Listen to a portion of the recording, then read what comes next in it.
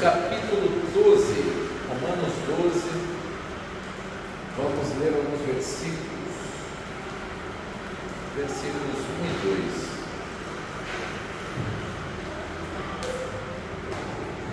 Romanos 12, versículos 1 e 2. Diz assim a palavra do Senhor no livro de Romanos: Rogo-vos, pois, irmãos, pela compaixão de Deus, que apresenteis os vossos corpos em sacrifício vivo, santo e agradável a Deus, que é o vosso culto racional. E não vos conformeis com este mundo, mas transformai-vos pela renovação do vosso entendimento, para que experimenteis qual seja a boa, agradável e perfeita vontade de Deus. Até aqui. Nós andamos conversando em sequência no Antigo Testamento, e no domingo passado nós encerramos todos os livros do Antigo Testamento. Estaremos agora no equivalente ao período interbíblico. Mas aproveitando este período interbíblico, eu vou tirar umas férias dessa sequência. Nós vamos conversar sobre algumas coisas, e das mensagens expositivas vamos fazer uma mensagem textual hoje em cima deste texto. O apóstolo Paulo está conversando na sua epístola aos Romanos, e ele começa rogando. Rogar é um pedido intenso, é mais do que pedir, solicitar. Rogar é pedir como quem suplica, como quem com muita intensidade pede alguma coisa aos seus irmãos, pela compaixão de Deus, pelas misericórdias que vem de Cristo, que vem da cruz de Cristo. É uma lembrança ao sacrifício de Cristo. A palavra sacrifício vai aparecer aqui. A palavra sacrifício é o sacro ofício, se nós usarmos o português para fazer a etimologia, o ofício sagrado. E ele vai dizer assim, em nome daquele sacrifício de Cristo, eu rogo-vos que apresenteis os vossos corpos como sacrifício. O corpo como sacrifício. Ele está falando da santidade. O apóstolo Paulo vai usar a expressão sarx em alguns momentos para se referir à carne humana, onde está a natureza do pecado. Sarx é a natureza carnal pecaminosa, não é exatamente o corpo, mas a palavra sarx é a natureza humana pecaminosa. A Escritura vai dizer que Deus condenou o pecado na carne. Quando o homem peca, a sua alma morre, seu espírito morre se afastando de Deus, e o corpo se torna mortal. Todo o corpo humano morrerá, ressalvadas as exceções de arrebatamentos e transladamentos. Todos serão mortos um dia, para ressuscitar em glória. Deus condenou o pecado na carne. Nós que estamos caminhando na presença de Deus, estamos em processo do agora e o ainda não sobre a nossa salvação. Nós somos salvos, nós estamos operando a nossa salvação, mas a salvação se completa numa fase chamada glorificação, onde teremos então a redenção ou a salvação definitiva dos nossos corpos. Então a natureza pecaminosa terá acabado, e então tragada será a morte em vitória, pois o aguilhão do pecado da morte é o pecado. Então já não mais em pecado. O apóstolo Paulo perguntará: onde está a morte, teu aguilhão? De toda foi destruída, porque agora o corpo está glorificado. Mas enquanto isso, estamos num processo de fomos justificados. Isso acontece uma vez, fomos tornados justos pelas misericórdias e sacrifício de Jesus. Tornados justos, agora estamos em processo de santificação. A Escritura dirá que eu me santifico, que a palavra me santifica, que Deus Pai me santifica, que o Filho me santifica, que o Espírito me santifica. E eu coopero ativamente com o Espírito Santo, me santificando nesse processo chamado perseverança dos santos até a glorificação. Se retroceder, nele não se compraz a minha alma. A salvação é condicional, a aprovação é condicional, o amor de Deus é incondicional. Se o deixarmos, Ele nos deixará. Se mentirmos, Ele permanece fiel, pois de maneira nenhuma pode negar a si mesmo.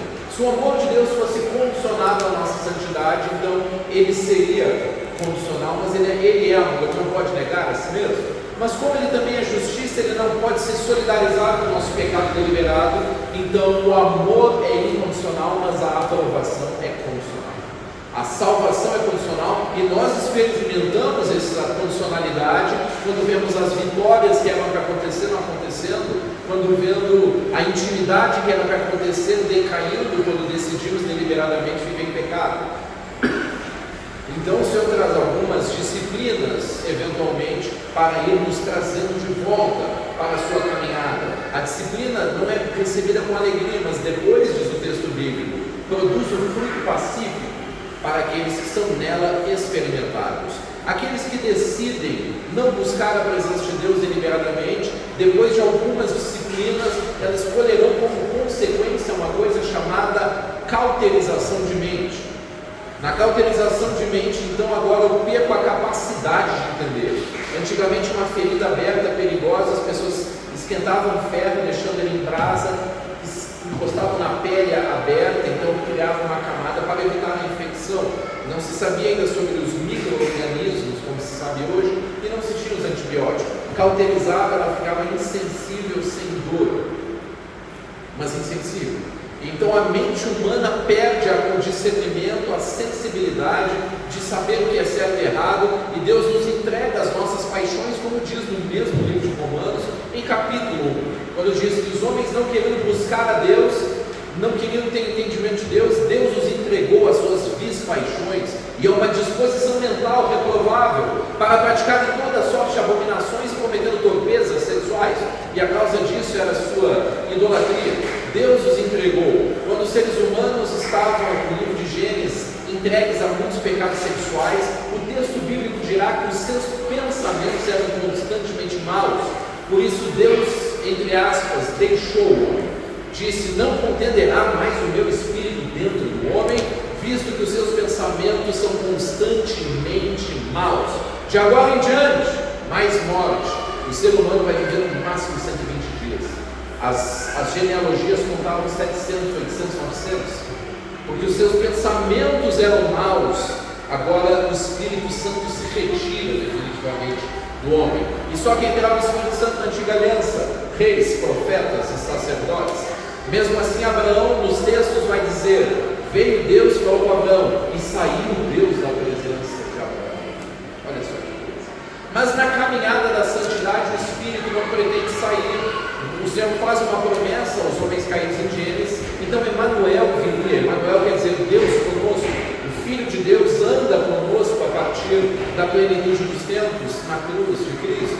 E agora ele tem que partir. Ele diz: mas não vos deixarei órfãos, enviarei outro Consolador, o Espírito Santo, que estará em vós, não convosco apenas. Então agora ele estará novamente dentro dos seus servos, e todos o conhecerão, e eles terão dons, terão capacidades, e serão nova criatura sobrenaturalmente, e agora como nova criatura vencerão o pecado, vencerão o mundo, e testemunharão a presença de Deus. Essa é a caminhada então que o Senhor está falando. Mas ainda depois da cauterização de mente, existe uma consequência maior para os que deliberadamente ficam no pecado, que é a presença de espíritos malignos. Nós sabemos que a pessoa que deliberadamente rejeita a Deus, o espírito se retira, ela entrega as suas próprias paixões, então espíritos malignos começam a perturbar os pensamentos. É o caso do rei Saul, é o caso de Acabe, e falsas profecias, o espírito da parte de Deus que atormentava os pensamentos de Saul, e gravitando ele nos seus pecados e na consequência deles, e perder o reino, ele tenta fazer a manutenção do seu poder, enganando e lutando e manipulando. E o texto dirá, Fabinho, que ele profetizou da parte daquele demônio como se fosse uma simulação do Espírito Santo de Deus, a perturbação mental. Mas não acaba aqui. Se estivermos vivos, aqueles de mentes cauterizadas e entregues a espíritos malignos, eles serão enganados pelo anticristo. É isso que o texto dirá: pelo mesmo espírito do anticristo que já age nos falsos profetas, o espírito do anticristo se manifestará no anticristo e perverterá a todos com lisonja, e enganará a todos com sinais e maravilhas. E o mesmo apóstolo Paulo dirá o motivo. Qual é o motivo? Porque não amava a verdade de Deus para lhe dar glória. Lembra em Romanos 1 que isso causou a cauterização de mente? Não amava a verdade de Deus para lhe dar glória. Deus lhes envia a operação do engano, para crerem na mentira. Daniel também dirá isso, que com lisonjas esse homem perverterá muitos, fazendo promessas, dizendo que as pessoas são lindas, especiais, e que Deus gosta muito deles, e Deus fará muitas coisas. Essas pessoas que hoje recebem muito dinheiro para massagear o ego de outras pessoas, são exemplos, são treinamento para quando o anticristo vier. Mas também não acaba aqui. Essas pessoas que não se arrependerem durante a vida ou da grande tribulação, quando da vinda do Senhor ou quando da sua morte, que é a vinda do Senhor para o indivíduo, elas descerão e serão condenadas ao lago de fogo, onde está a besta e o falso profeta. Mas voltando ao tópico da renovação da mente, o texto vai dizer assim: apresente o vosso corpo como sacrifício vivo, santo e agradável a Deus. O sacrifício é vivo. Antigamente, ofícios espirituais eram holocaustos. Deus não se agrada de holocaustos. Em algum momento vai dizer de sacrifícios. Disse o salmista disse: se o Senhor quisesse, eu te daria. Mas é uma prefiguração de Cristo quando veio e não fez um sacrifício no animal, mas ele fez o sacrifício de si mesmo. Antigamente cobria-se o pecado com sangue, mas João Batista sobre Cristo não disse que ele cobriria pecado. Ele disse: esse aí é o que tira o pecado do mundo. Ele é o perfeito sacrifício, e agora eu, ressalvadas as devidas proporções, ofereço o meu corpo como sacrifício também, não suicidando-me, mas como sacrifício vivo, mortificando as obras da carne. Ele é vivo, ele é santo e ele é agradável a Deus.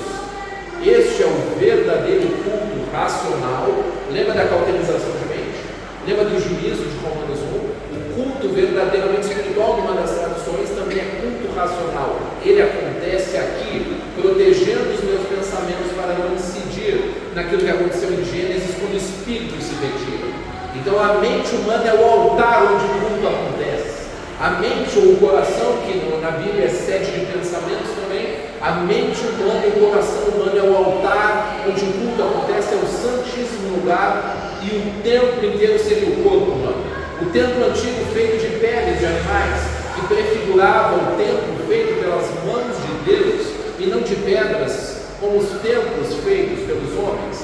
Então o corpo humano é a representação daquele templo, onde ele se santifica e a adoração acontece bem aqui no Santíssimo, não sem romper o véu. O sumo sacerdote uma vez por ano entrava, rompia o véu, e na tampa do propiciatório, onde o sangue era derramado, onde tinha aqueles anjos frente a frente, representando aquilo que aconteceu em Gênesis, quando eles fecharam acesso ao jardim do Éden, naquele lugar onde o sangue é derramado, então novamente um livre acesso à presença de Deus.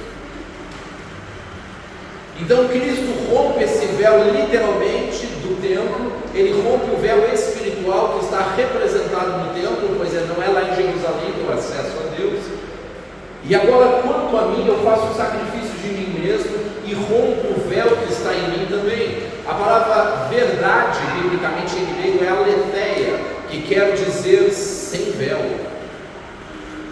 Quando a carne humana é rasgada, então o véu que está sobre os seus olhos é tirado. O Deus deste século, cegou-nos o entendimento para que não se nos resplandeça a luz de Cristo. Mas diz que quando nos judeus ainda está o véu, mas quando Cristo a eles se convertem, então o véu é removido. E eles podem ver face a face aquele que, sem entendimento, adora, com zelo, mas sem entendimento. Tanto não o conheceram que o mataram quando ele se manifestou. Então, quando o sacrifício de Cristo, que rasga o véu para todos, se encontra com o meu sacrifício, que rasga o véu da minha carne, oferecendo meu corpo como sacrifício, a porta de lá e a porta de cá se conectam e algo sobrenatural acontece. Esse é o verdadeiro culto espiritual.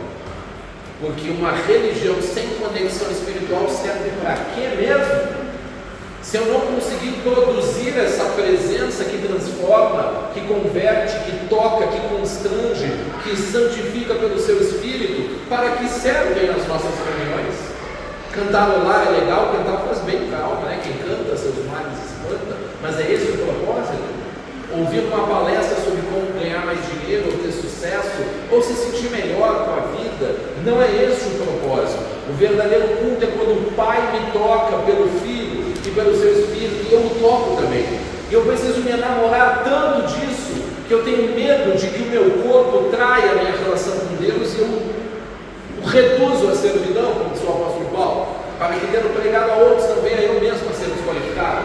Para isso, então, as ferramentas do jejum, da oração, do quebrantamento, do estudo, da comunhão, do discipulado, da busca da face, ler a palavra não como quem quer entender coisas ou buscar buscar conhecimento, mas como quem busca a presença dele. Então ele vai dizer: esse é o culto santo e agradável a Deus, o culto racional. Ou em algumas traduções, eu gosto da versão da Reina Valera em espanhol, que diz: esse é o culto verdadeiramente espiritual.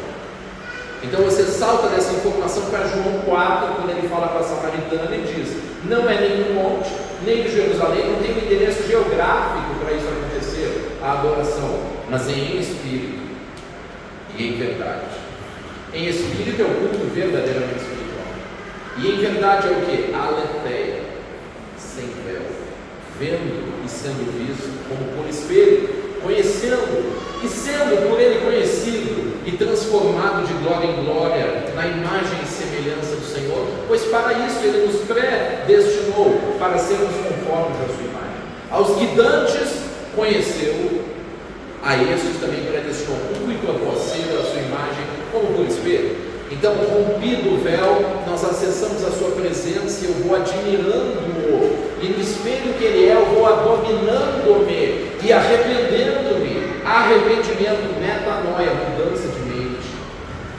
Então agora eu passo a ter a mente de Cristo, e eu tenho discernimento. Deus no cerne da mente, discernimento. Ele se apodera das minhas faculdades. Uma inundação mental acontece pela sua glória. Uma inundação emocional que faz cessar todo o cochicho, todo ataque do diabo, toda a gravitação nos pontos do pecado, nos pontos das ofensas do passado, toda a ansiedade do futuro sai, e eu estou completamente absorvido pelo aqui e agora. Minha mente, minhas emoções, meu corpo em sacrifício, todo o meu ser está bem aqui agora com ele. Ele tem a minha mente, as minhas emoções, as minhas forças. Busca o Senhor de todo o teu entendimento, de toda a tua alma, de todo o teu coração. Então o Senhor você encontrará. Então esse momento que a carne morre, o cochicho mental cessa, as entidades do mundo espiritual perdem espaço pelo sacrifício da carne, eles perdem a legalidade, e agora Deus acha um corpo rendido e mortificado, uma alma que em razão do vazio que o pecado ocupava e agora saiu sedenta. Então essa sede pode se manifestar, desejar, clamar, orar e receber essa presença. Então eu serei por ele conhecido, e aqui em Romanos vai dizer: então eu vou experimentar e conhecer a boa, perfeita e agradável vontade de Deus. Não apenas o querer de Deus para mim, mas a minha vontade se torna uma boa vontade, porque ela é igual à do Senhor. Eu tenho então uma vontade que é uma disposição positiva para as coisas de Deus. O juízo de Romanos 1, lembrando, uma disposição mental, uma vontade que me inclina para o pecado, mas em Deus a minha vontade se converte, e eu sou livre, porque agora tudo que eu quero é lícito, e eu posso tudo agora, porque tudo que eu quero está santificado. Alguém perguntando o que seria ser livre, disse, recebeu alguma resposta: ser livre é poder fazer o que eu quiser. O homem carnal não, ele é escravo do pecado. Todo que pratica pecado é escravo do pecado, e a sua vida é destruída pelo pecado. Ele pensa ser livre da lei ou da religião para pecar, mas a lei de Deus o quebra. Cada vez que ele peca, ele sofre, e depois compensa a dor do sofrimento com mais pecado, porque as costas do tolo clamam por ações. Mas o homem que tem a sua santidade acontecendo aqui no Senhor, a sua mente mudou, e depois em médio prazo o seu desejo mudou, e o seu corpo se submeteu, está subjugado pela oração, pelo jejum e pelo Espírito, e agora ele pode tudo o que ele quer, pois toda a sua vontade está santificada. Querer, poder e realizar, felicidade como resultado. Tolo é aquele que estimula a vontade e o desejo na direção oposta da virtude. Então vai amar e desejar o que não pode, e sofrerá ou porque quer e não pode, ou porque, tendo concretizado a lei de Deus, vai quebrar-lhe as pernas, porque transgrediu o mandamento. E o texto ainda dirá: e não vos conformeis com este mundo. A palavra conformar é assumir a forma deste sistema, deste mundo. A expressão grega é sistematizo, não assuma o formato ou a forma. Os ídolos do mundo servem para você admirá-los ao invés de Cristo. Você os adora, os admira, os imita. Eles são a forma de sucesso do mundo para as pessoas imitarem a aparência, como acontece com o ídolo. Qual o juízo dos idólatras, segundo o Salmo? Tem olhos, mas não veem; tem ouvidos, mas não ouvem; tem boca, mas não falam; tem mão, mas não apalpam. Eles são pessoas cegas dos seus sentidos. O texto dirá: torne-se-lhes a sua imagem os que o adoram, sem discernimento, sem sensibilidade, mentes cauterizadas. Mas sobre o discernimento, também o escritor aos Hebreus vai dizer assim: aqueles que são verdadeiramente espirituais têm os sentidos exercitados para discernir tanto bem quanto mal. Eles veem, eles ouvem, eles enxergam. Por que os judeus não enxergaram? E por que caíram no engano do anticristo? Isaías vai explicar, e este é o motivo pelo qual Jesus pregava por parábolas, para se cumprir o que disse o profeta Isaías: o coração desse povo é endurecido, eles ouvem de má vontade. Romanos, boa, perfeita e agradável vontade. Eles ouvem de má vontade as coisas de Deus, são preguiçosos para Deus. Quanto mais alimenta a carne, da carne colhem corrupção, e diante das coisas de Deus eles acham impossível. Nós pregamos em Malaquias semana passada. O povo dizia assim, que canseira, sacrifício pelo que que canseira, que coisa chata. As pessoas bocejam diante de uma boa aula, um conteúdo profundo, porque o cérebro é preguiçoso, só sabe ver tela, comer porcaria, não faz exercício, não pega um raio de sol, não põe uma salada, e aquela indisposição generalizada. Mas Isaías segue explicando: porque ouviram de má vontade, Deus lhes envia em espírito de entorpecimento, como quem usa drogas, mente fora do local, como louco, para que ouvindo não ouçam, vendo não enxergam, e não entendam, e se convertam com o coração, e sejam por mim sarados, que é a mesma palavra salvos. Entende? Então o culto é uma coisa que acontece aqui. A medida do meu amor pelo Senhor não é quando eu arrumo as cadeiras para receber vocês, ou a gente anda frio no chão, ou os meninos cuidam do banheiro. Isso tudo é muito legal, mas o verdadeiro culto acontece aqui. Eu preservo meu corpo e minha santidade. Um culto que acontece aqui quando eu estou voltando para casa, ou no trabalho, quando ninguém está me vendo, porque Ele está exatamente aqui no Santíssimo Lugar, desejando habitar aqui onde está o meu véu, que Ele rasgou no Santíssimo Lugar, para que Ele possa entrar. E Ele me conheça, eu o conheça, como sou por Ele conhecido.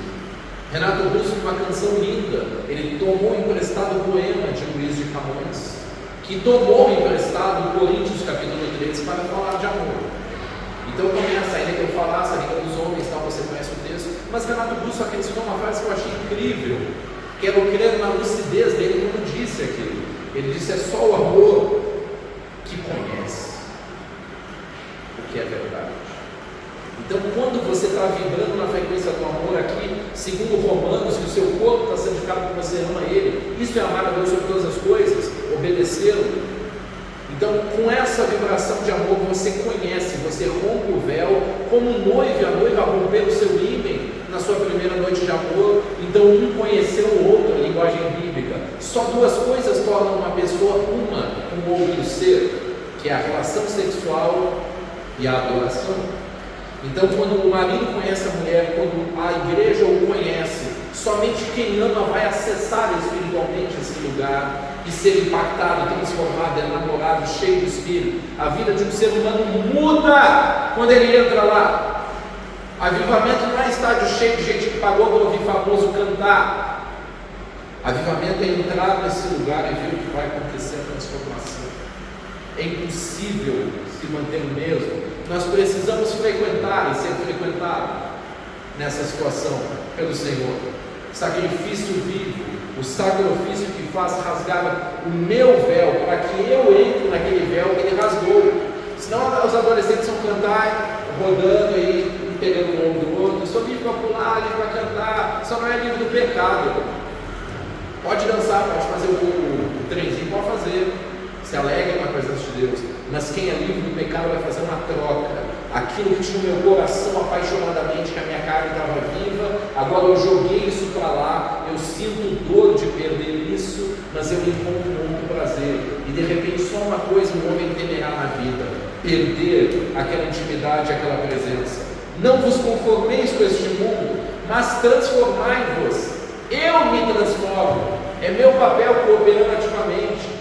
Transformai-vos pela renovação da vossa mente, o arrependimento. para que então experimenteis, ó, a experiência, ó, qual seja a boa, agradável e perfeita vontade de Deus. Que vontade? Eu é que sei os pensamentos que eu tenho sobre vós, pensamentos de paz e não de mal, para vos dar o fim que desejais, desejo, vontade. Então passareis a orar a mim e eu vos ouvirei, buscar-me-eis e me encontrareis quando me buscar de todo o vosso coração. Só que essa distância daqui para cá, entre eu pensar e sentir, é uma distância longa. Então eu sei o que fazer, mas o meu coração ainda não sabe direito. Eu sei que eu sou filho, mas o coração ainda sente a rejeição paterna. Então eu ainda estou me entregando para mulheres, para homens, conforme seja a vida dos meus. Então eu sei a informação, mas ainda não tenho a revelação, porque daqui para cá tem um olhar. E esse véu não recebeu a revelação porque a informação que eu tenho. A informação não virou sabedoria ainda, porque eu ainda não vivo aquilo, porque é uma experiência poderosa com Deus que vai fazer essa transformação dentro de mim. A boa, perfeita e agradável vontade de Deus. Não vos conformeis, transformeis pela renovação do vosso entendimento. De onde vem entendimento? A palavra é pregada e ela produz confrontamento, confrontar a mente, para produzir arrependimento, mudança de mente. É legal no grego, metanoia, né? Mudança de mente. Agora faz um trocadilho no português. Arrependimento, o prefixo A é uma negação do que vem depois. Re é o que eu faço de novo. Pender é uma inclinação, e mento é mente. Não repetir aquela inclinação da mente. Isso não é etimologia, é brincadeira. Então o confrontamento gera arrependimento e agora eu recebo entendimento, que é entender com a minha mente. Então eu recebo agora pelo Espírito discernimento, Deus no cerne da mente, a mente de Cristo. Agora eu sou povoado por Deus aqui e os meus pensamentos são dele. Mas é completamente possível ser cristão, ser evangélico e ter uma mente podre, porca, que gravita no mal, nas ofensas o tempo inteiro, vibrando numa frequência negativa, atraindo demônios. Não consegue adorar, porque a carne está viva e alimentada, a alma está doente, cheia de pecado, a boca é suja, os olhos são sujos, e a guerra mental daquele disco arranhado que não sai daquela contenda, e aquilo parasitado por demônios, e ainda o hábito mental de a mente consciente lendo sempre os pensamentos e memórias ruins. A pessoa está angustiada e nem ela e nem quem convive com ela aguenta. Aí eu preciso romper isso. E agora nós começamos a dar aplicações práticas para esta conversa. Então você está numa batalha mental. O que fazer? Você já reparou que quando Jesus, por meio de Pedro, confronta Ananias por ter mentido acerca da oferta que fizera, ele vai dizer assim: por que encheu Satanás o teu coração? Alguém poderia dizer assim: foi Satanás que praticou o verbo encher, ele que é o agente, então condena ele, não a mim. Mas Satanás enche por meio dos meus sentidos. Ele fala de maneira que parece que o pensamento é meu, mas ele enche o coração. E a boca fala do que está cheio o coração. Como pessoas amargas vomitam, pessoas sensuais têm linguagem imunda, e assim por diante. Pessoas cheias de ódio são agressivas. Então Satanás encheu o coração e Jesus, por meio de Pedro, perguntou: por que encheu Satanás seu coração? Para mentir. É seu dever, então, não deixar Satanás encher o seu coração. É normal um passarinho sobrevoar na sua cabeça, não é normal ele pousar e fazer ninho e botar ovos. Então nós precisamos abaná-lo. Então sobre isso, uma mensagem espiritual. O sacrifício, agora usando o sacrifício de Abraão. Abraão está lá andando com Deus, e Deus manda ele fazer um sacrifício, ele rompe um animal pela metade, ele separa as duas metades. E a história vai dizer que apareceram aves de rapina para comer o sacrifício. Uma figura interessante de quando você vai buscar a Deus, o inimigo comparece te acusando dos seus pecados, da língua, da sensualidade, sejam quais forem, para você não conseguir gerar a conexão que nós queremos. O véu da tua carne está vivo, você quer que ele rompa pelo sacrifício que representa o sacrifício de Cristo, mas quando sacrificado você também tinha que se arrepender, mudar de mente, deixar para que o véu que estava em você temporariamente aberto até que o Senhor saísse. Então agora aqueles demônios estão lá lutando para você não receber a revelação, como os espíritos se manifestavam para Daniel não receber a revelação, 21 dias de oração. Tem uma guerra ali, e a Bíblia diz que Abraão enxotava aquelas aves. Até que chega uma hora que você aplicando na sua vida de oração, está batalhando, está buscando, e aquela presença ruim que está resistindo em oração tem que sair. Já viu, Fabinho, quando a gente está orando com muita gente, e cada um está numa vibe. Tem um cara que está todo louco em pecado, tem gente que está adorando, tem gente que não está com preguiça, Deus usa logo ali o cara que está na liderança para falar comigo, eu estou indisposto. Né? E o cara que está liderando a oração está guerreando, se santifica aí, confessa pecado aí, para a coisa poder descer. O inimigo está acusando aqui, acolá, vamos enxotar essas áreas. Aí chega uma hora que rompe. Graças a Deus, quando rompe, tem vezes que não rompe na vida de alguns. Não vai deixar o pecado, você vai ficar ali, gente. Seu corpo não será sacrifício, então seu culto é o quê? Você vai cantar para mim, como se estivesse faltando gente afinada cantando lá em cima? Então vamos lá. Enxotamos, vencemos essa parte. Olha que lindo agora, irmã Cíntia. Deus com Abraão, uma teofania. Vão passar por meio das pedras. Eles vão passar junto por aquele local onde o sangue foi derramado. Um caminho foi feito no meio do corte. Como Jesus disse, fizeram largos sulcos nas minhas costas, de onde desce o sangue. Representado ali o véu, a cruz e o propiciatório, que é a tampa do tabernáculo. O véu é rasgado, eles passam por entre as duas metades e Deus começa a transformar os sonhos em promessas. Lindo, né? Desta mesma forma, Jesus abrirá um dia o céu e nós passaremos. Desta mesma forma, Moisés abriu o mar, as pessoas saem do Egito, passam pelo mar e elas chegam salvas do outro lado do Egito, fica para casa. Desta mesma forma, Josué abre o Jordão e entra com o povo. Desta mesma forma, Elias abre águas e Eliseu também abre águas, para representar esse acesso à presença do Senhor que nos é dado. O acesso é livre, mas eu sou livre para acessar. Quanto eu amo essa presença, ao ponto de lutar e esmurrar o meu corpo, para que eu possa ouvir e ver as coisas do Espírito Santo, para que eu possa sentir e curtir e apreciar essa presença tão linda. É só o amor nessa obediência, porque quem o ama guarda os seus mandamentos, que conhece, que se torna um com ele. Então eu não sou mais eu sou um espelho dele. Não mais vivo eu, mas ele vive em mim, porque eu reflito a sua imagem. O meu eu está crucificado, e agora eu tenho um amor em mim que eu sei que não é meu.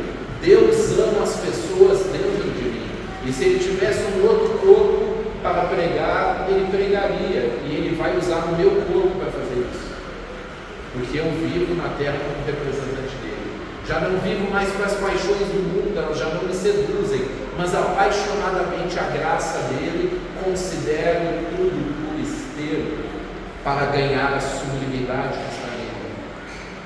Mas não sem antes passar por isso. É bem verdade que nós vamos nos tornar pessoas um pouco estranhas para o mundo. Por que? Você não vive para isso aí, não? Por que? Você também não quer isso aqui, não?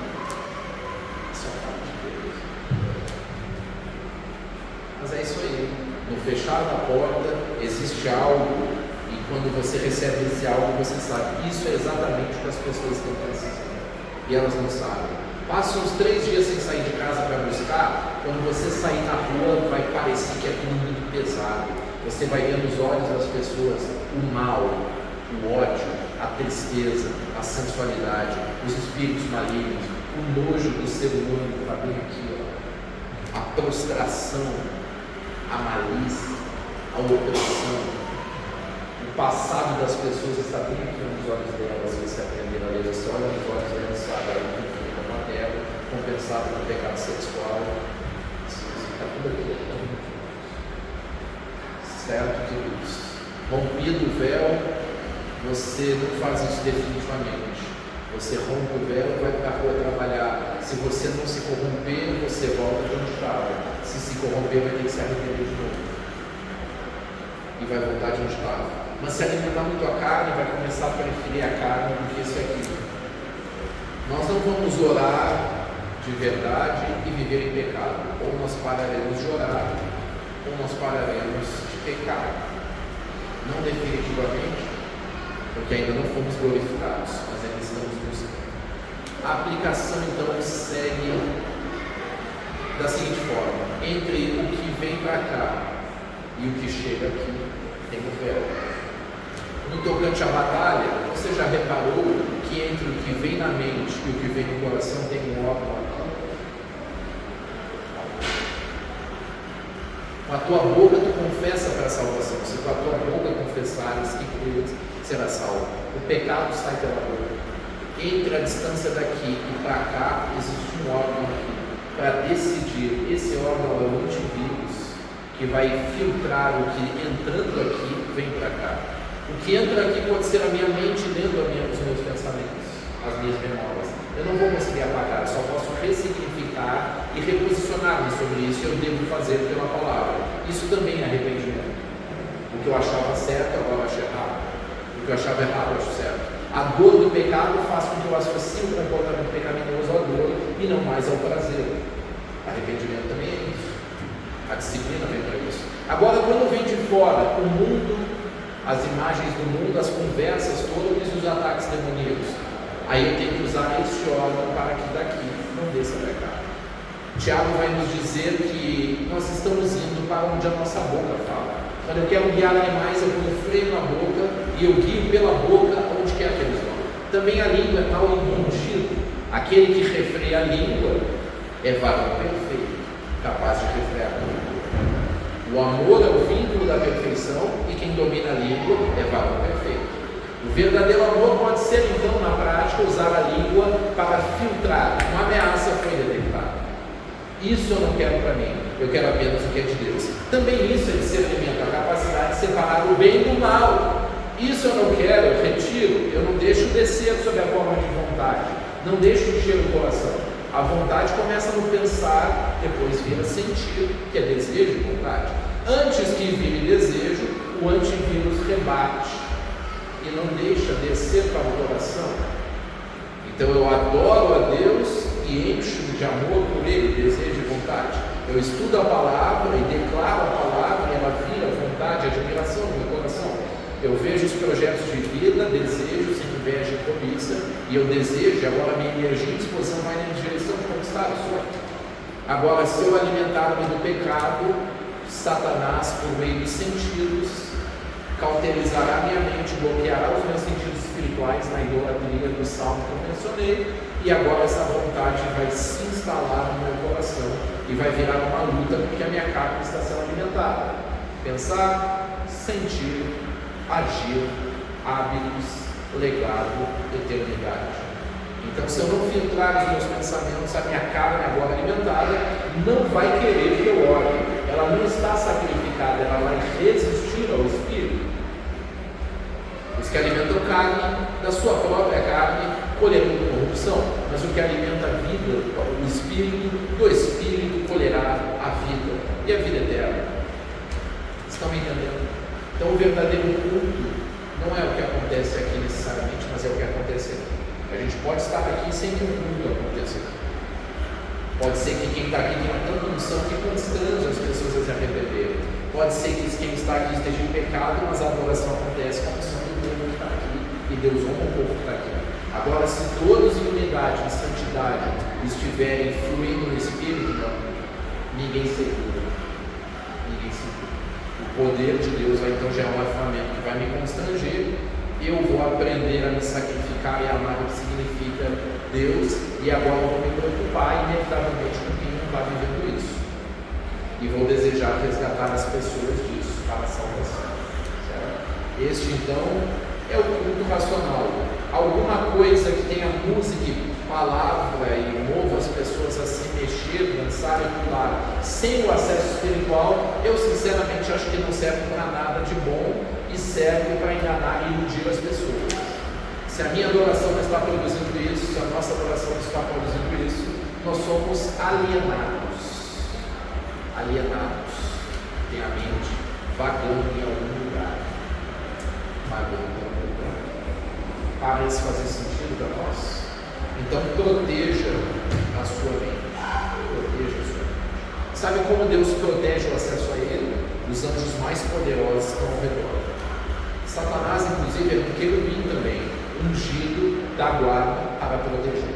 Não é qualquer um que acessa. Você acha que vai acessar em pecado? Não vai. E nem ele vai te acessar em pecado, porque ele não pode negar a si mesmo. Ele é justo. Agora ele diz: se arrepende e vem, meu filho. Se arrepende e vem. Acredite que eu vou te mostrar uma coisa melhor e mais prazerosa e que não vai demorar tanto. E eu estou protegendo o meu acesso. O sumo sacerdote só entrava uma vez por ano, não sem sangue. Tinha que ter sangue. Para você entender, alguém morre para a gente restaurar a nossa comunhão, cara. E a cruz então vai dizer assim pelo Salmo: a justiça e a paz se encontraram. A justiça que clama pela tua morte e pelo teu pecado te rouba a paz.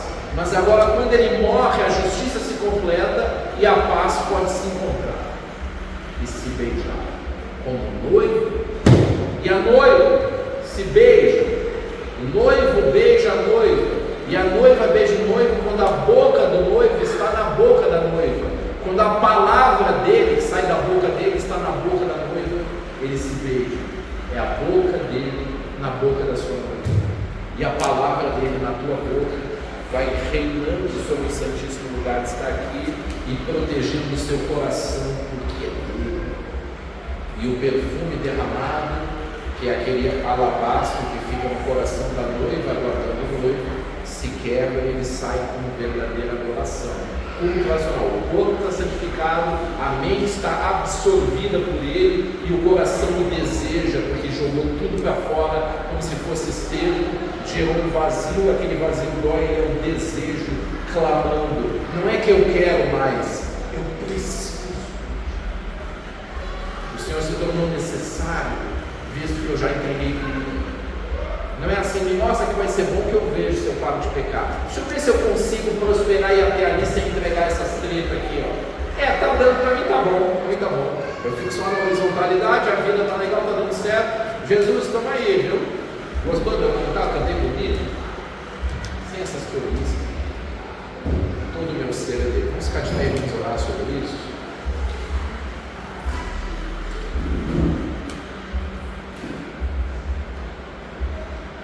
Feche seus olhos.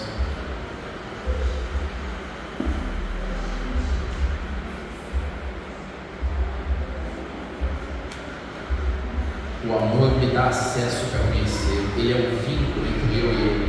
Ele é o vínculo da perfeição. Se eu não tiver esse amor como o dele, que morre por ele, para ele, por meio dele, então eu não sou nada. Toda atividade religiosa é roupagem, é canseira, gera má vontade. A vontade está adoecida. Deixa sair de dentro de você uma adoração espontânea.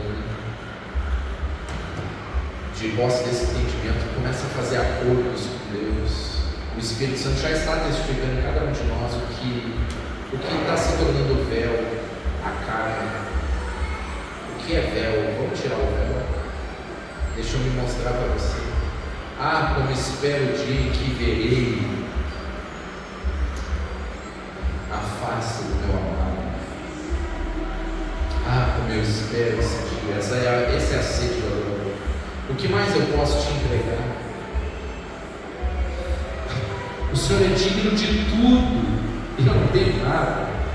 Mas por algum motivo, esse que também tem tudo, ele quis o meu coração e ele me respeitou de tal maneira que ele me deu o direito de não entregar o meu coração. Então um Deus onipresente pode não habitar no coração e aos